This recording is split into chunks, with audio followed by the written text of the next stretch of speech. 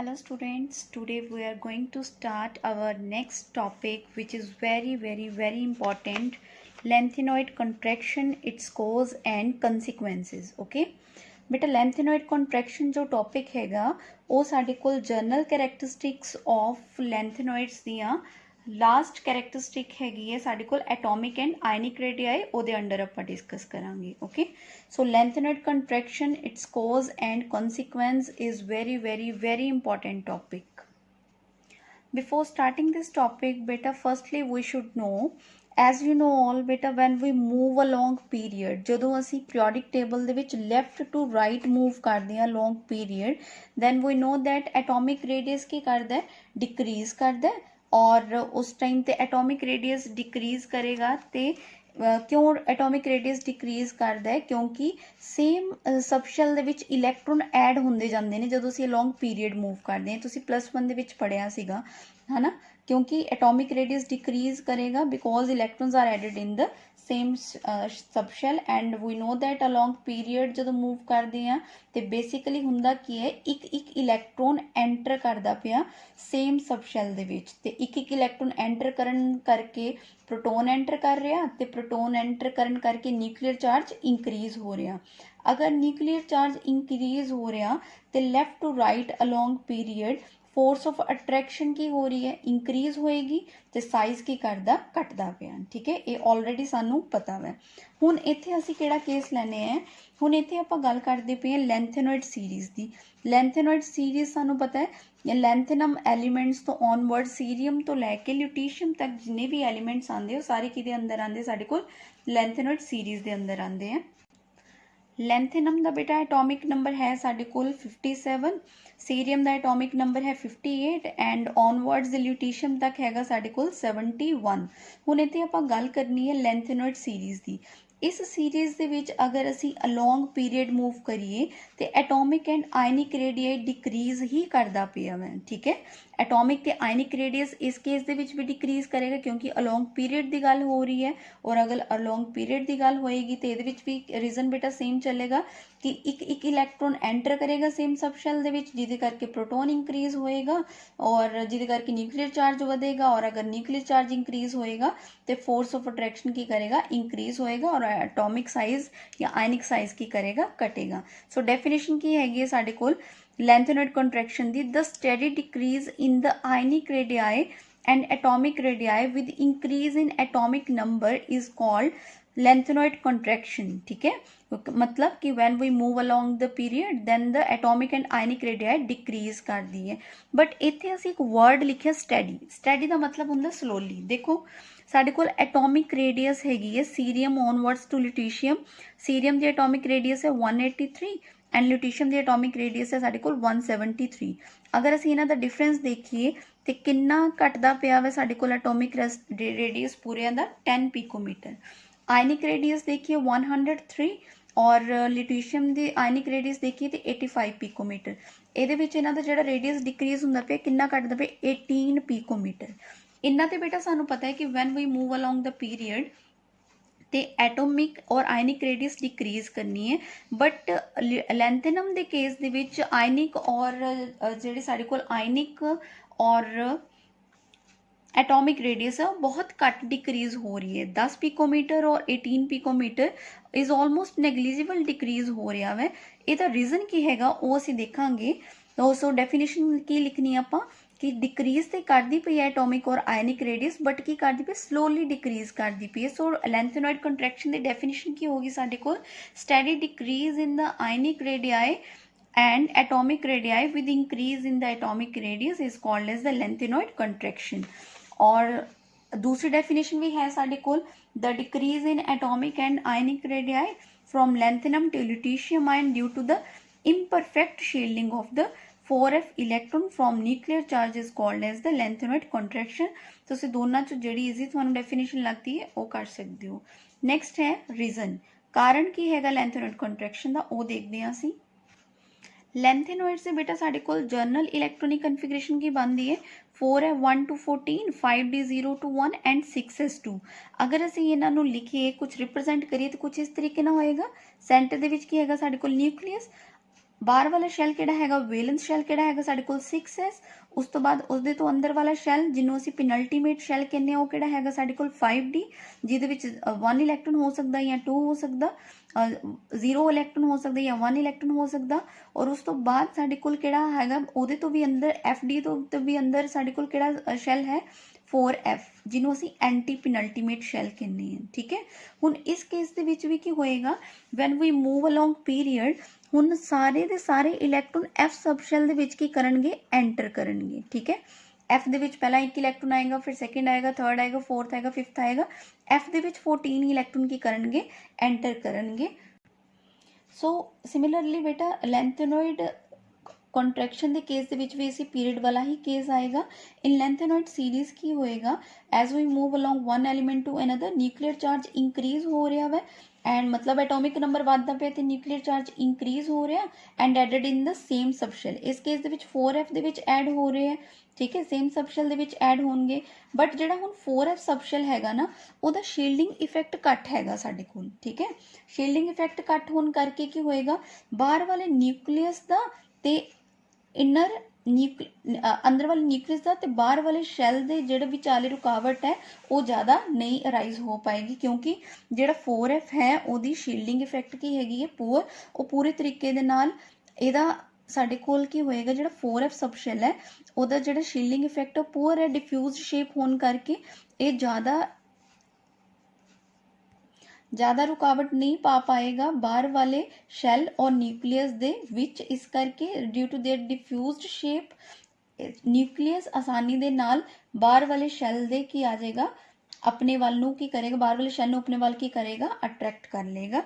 Show cause की आएगा ਇਹਦਾ, as the atomic number increase, ਜਦੋਂ ਐਟੋਮਿਕ ਨੰਬਰ ਇੰਕਰੀਜ਼ ਕਰੇਗਾ ਲੈਂਥेनॉइड ਸੀਰੀਜ਼ ਦੇ ਵਿੱਚ, ਇਲੈਕਟ੍ਰੋਨ ਸੇਮ ਸ਼ੈਲ ਦੇ ਵਿੱਚ ਐਡ ਹੁੰਦੇ ਜਾਣਗੇ 4f ਦੇ ਵਿੱਚ। ਔਰ 4f ਦੀ ਸ਼ੇਪ ਕਿਹੜੀ ਹੈਗੀ ਸਾਡੇ ਕੋਲ, ਡਿਫਿਊਜ਼ ਸ਼ੇਪ ਹੈ।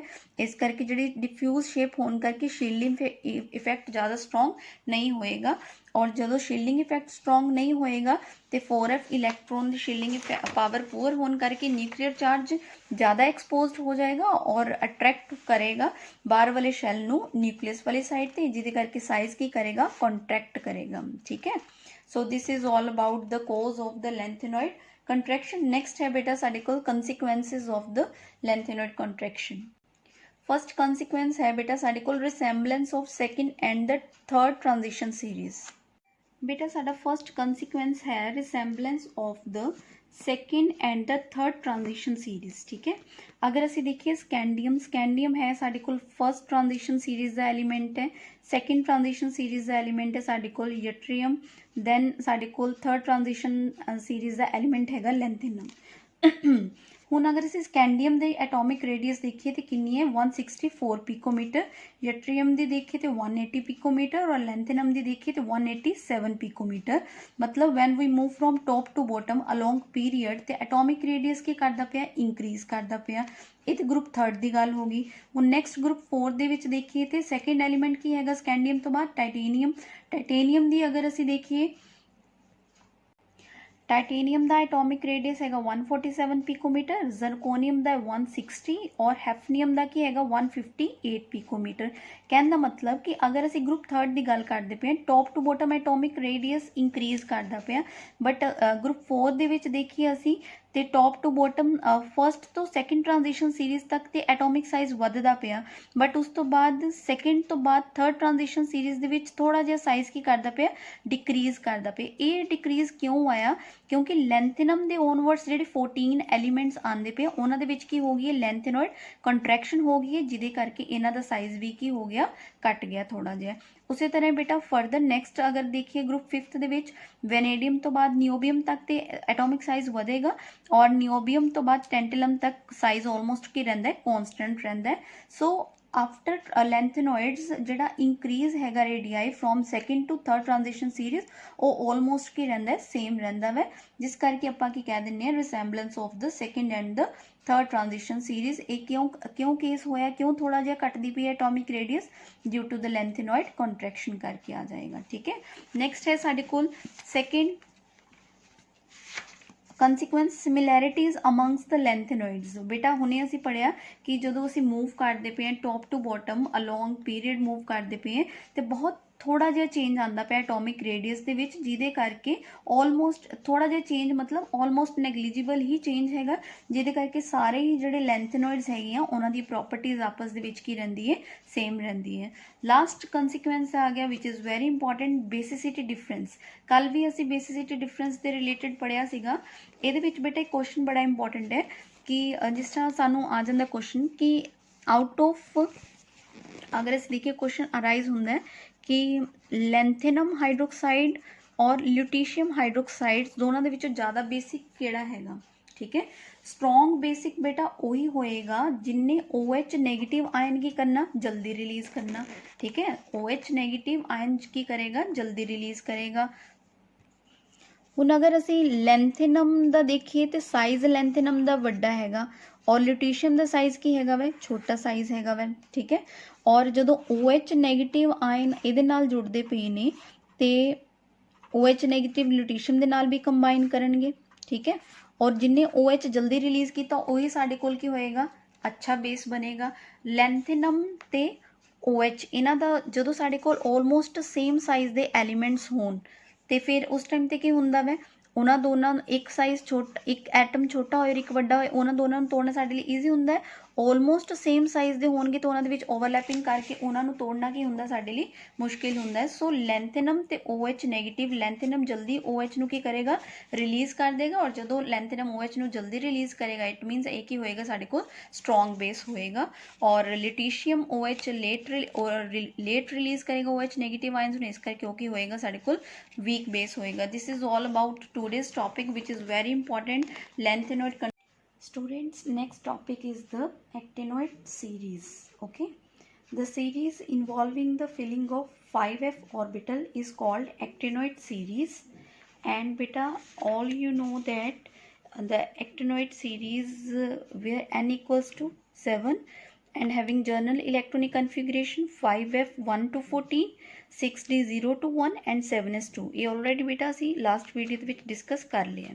ਠੀਕ ਹੈ, ਹੁਣ ਅਗਰ ਅਸੀਂ ਦੇਖੀਏ ਐਕਟੀਨੋਇਡ ਸੀਰੀਜ਼ ਦੀ ਜਨਰਲ ਇਲੈਕਟ੍ਰੋਨਿਕ ਕਨਫੀਗਰੇਸ਼ਨ ਸਾਡੇ ਕੋਲ ਆ ਗਈ ਹੈ। ਸਾਡੇ ਕੋਲ ਇਹਦੇ ਵਿੱਚ 14 ਐਲੀਮੈਂਟਸ ਆਣਗੇ ਐਕਟੀਨੀਅਮ ਔਨਵਰਡਸ। ਠੀਕ ਹੈ, ਕਿਹੜੇ ਕਿਹੜੇ ਐਲੀਮੈਂਟਸ ਹੈ ਸਾਡੇ ਕੋਲ, ਐਕਟੀਨੀਅਮ, ਥੋਰੀਅਮ,